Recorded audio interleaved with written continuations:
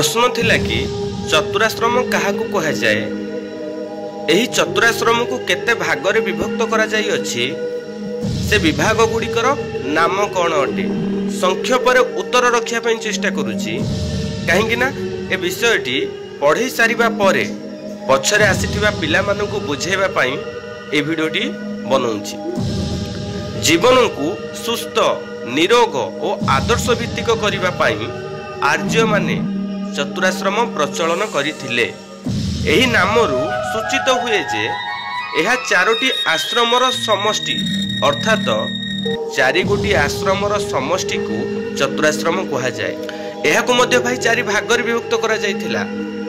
आर्य माने मनुष्यर आयु को 100 वर्ष हिसाब रे प्रतिटी आश्रम को 25 वर्ष मध्य सीमित रखिथिले।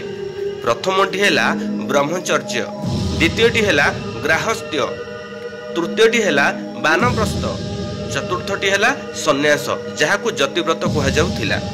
जीवनर प्रथम अवस्था को ब्रह्मचर्य कहा जाउथिला। प्रथम रु 25 वर्ष जीवन गढ़िबार लक्ष्य जो आश्रम रे थिला। 25 रु 50 वर्ष थिला ग्राहस्थ्य, सांसारिक जीवन यापन करिया पई 25 रु 50 वर्ष थिला।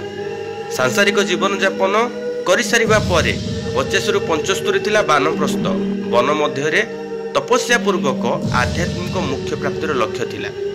75 रु 100 थिला सन्यास जहा को आमे जति व्रत कहूचे। यह थिला चतुराश्रम।